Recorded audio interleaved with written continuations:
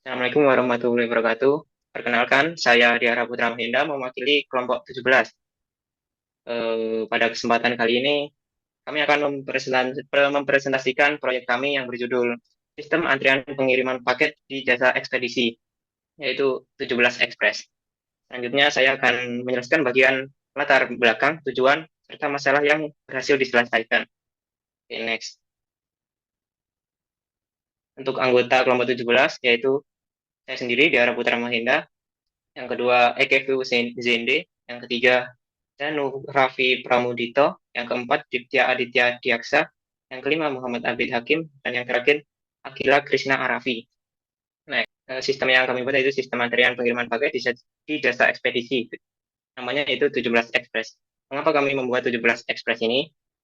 Hal yang melatar belakangi kami membuat ini yaitu karena perkembangan e-commerce yang semakin pesat, sehingga jumlah paket setiap harinya itu meningkat. Dengan banyaknya paket yang setiap harinya meningkat di situ, dibutuhkan suatu sistem yang mampu mengatur proses pengiriman secara terstruktur.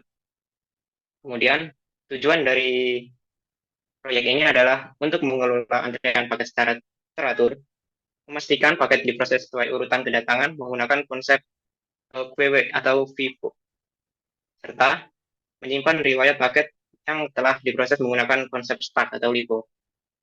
Dan itu, next. Untuk masalah yang telah diselesaikan, yaitu yang pertama, antrian paket jadi lebih teratur. Yang kedua, tidak ada paket yang tertukar. Yang ketiga, lebih mudah melacak paket. Dan yang terakhir, proses pengelolaan menjadi lebih efisien. Okay, next. Kali ini saya akan menjelaskan penjelasan singkat dari proyek ini. Terdapat beberapa fitur dari program 17 Express ini, yaitu menambahkan paket. Menambahkan paket ini nantinya akan meminta input detail pengirim, penerima, berat, dan tujuan, lalu memberikannya ID secara otomatis. Lalu yang kedua adalah memproses paket. Memproses paket ini nanti akan memindahkan paket dari antrean ke daftar riwayat yang sudah selesai. Setelah itu, Anda melihat paket terakhir.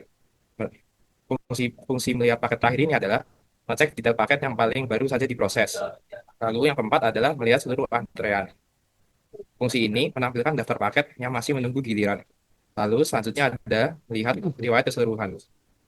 Melihat riwayat keseluruhan ini akan menampilkan daftar seluruh paket yang sudah sukses diproses dari yang terbaru hingga yang paling lama.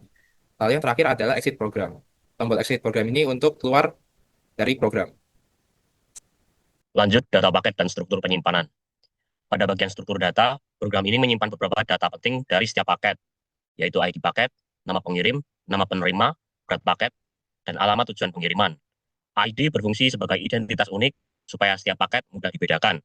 Nama pengirim dan penerima digunakan yang mengirim dan siapa yang menerima paket.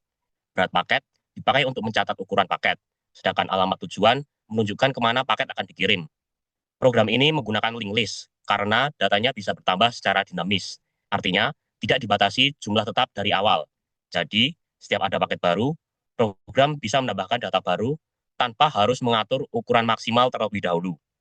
Selain itu, link list juga cocok untuk sistem antrean, karena data dapat dihubungkan satu sama lain dengan mudah, sehingga pengelolaan paket menjadi lebih fleksibel dan efisien.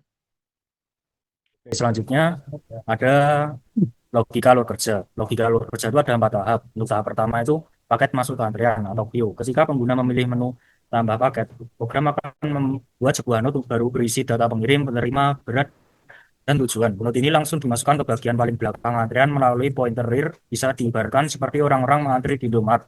Siapapun yang datang belakangan akan berdiri di ujung belakang barisan. Pointer front tetap menuju ke orang paling depan, yaitu paket yang pertama kali masuk dan paling berhak untuk dilayani terlebih dahulu.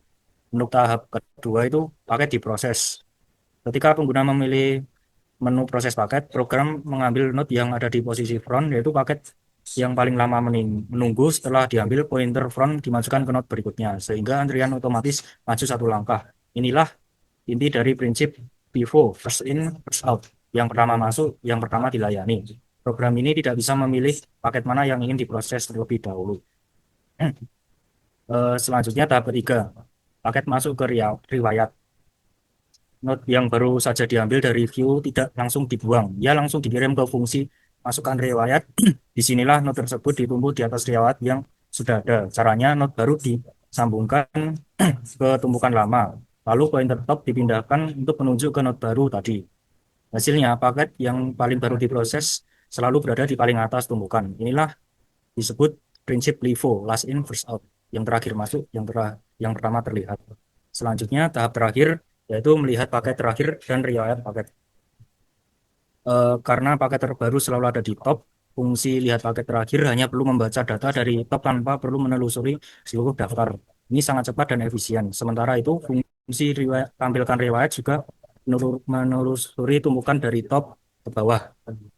Secara sederhana, perjalanan sebuah paket adalah paket dibuat, lalu paket masuk ke belakang antrean, menunggu sampai gilirannya tiba di depan antrean, lalu diproses, lalu ditumbuk ke atas riwayat. Ibu, next. Nah, untuk selanjutnya sendiri, di sini ada sebelum mendemokan programnya, aku bakal bahas beberapa tahap. Yang pertama ada tahap CLI, di mana ini fokus ke logika dasar, ya, yakni link list yang base dari datanya itu adalah queue dan stack. Tetapi di sini hanya menggunakan CLI atau command line interface, atau yang tidak lain adalah terminal yang emang standar untuk digunakan untuk input dan output program. Yang kedua adalah tahap kedua yaitu TUI, Text-Based User Interface. Di sini terminal mulai dimodifikasi menjadi lebih interaktif, bisa menggunakan keyboard juga untuk pindah-pindah tampilan. Dan yang terakhir ada tahap 3 GUI, yaitu web-based via WebAssembly dan Mscripten. Nah, WebAssembly ini adalah produk yang berjalan di dalam browser, sedangkan Mscripten ini adalah jembatan atau pabrik yang kita gunakan untuk membangun. Nah, apa sih alasan pakai WebAssembly ini? Karena yang pertama, di sini kita back-end atau logiknya adalah menggunakan C++. Sedangkan C++ sendiri ini kurang bisa digunakan untuk membuat website. Nah, jadinya kita menggunakan jembatan si EMCC ini supaya si C++ bisa diterjemahkan ke JavaScript sehingga tampilan web jadi lebih modern dan lebih interaktif bagi pengguna. Berikut adalah demonstrasi dari programnya. Nah, di sini ada menu yang memperlihatkan jumlah antrean, paket terproses, dan juga input paket baru. Kita bisa mulai dari menu pertama, yaitu tambahkan paket. Misal, nama pengirim, aku pakai nama dari anggota-anggota kelompok 17. Yang pertama mungkin ada aku sendiri. Penerimanya bisa Janu, berat paket bebas, ini 111. Nah, di sini juga kalau misal aku input huruf itu nggak bisa, hanya menerima angka aja. Untuk kota tujuan ada, mungkin bisa Palembang aja. Nah, ini ketika kita simpan ke dalam antrean, di sini ada waktu masuk juga yang memperlihatkan urutannya. Karena ini bukan di terminal, jadi aku nggak bisa nunjukin kayak urutannya yang keberapa, tapi di sini ada tanda waktu masuk sebagai penunjuk dari pemrosesan paket ini. Aku coba lagi untuk yang kedua kalinya, ada dari kelompokku juga tetap ya paksa berat paket ini mungkin bisa lebih besar lagi, kota tujuan Jakarta, simpan ke antrean. Nah, sudah. Ini untuk fungsi tambah paket di sini masih berhasil dengan menggunakan proses dari queue, yaitu first in first out juga. Ketika kita memproses di sini, yang diproses adalah paket yang pertama kali masuk menggunakan konsep queue juga, yaitu first in first out. Bisa kita lihat. Nah, setelah diproses, nantinya data mengenai pengiriman ini dapat kita lihat di riwayat. Di sini. Di sini aku bakal coba lagi untuk memproses paket. Nah, di riwayat sudah terlihat. Nah, kalau di sini mungkin kalau tidak ada waktu, mungkin kayak belum bisa dilihat gitu. Yang pertama, yang terakhir diproses itu apa? Nah, karena ini ada tanda waktunya, kita bisa lihat kalau yang terakhir diproses adalah si ID paket yang nomor 2. Setelah itu baru yang ID paket nomor 1. Mungkin sekian aja untuk demonstrasi program dari aku. Bisa lanjut ke berikutnya. Oke, yang terakhir ada kesimpulan.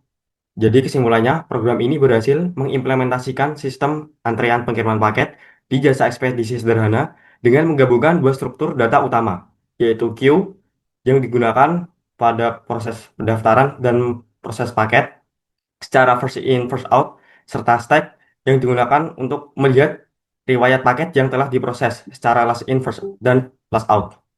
Last in dan first out. Oke, sekian dari kelompok 17. Mohon maaf apabila ada kesalahan dalam bertutur kata. Terima kasih atas perhatiannya.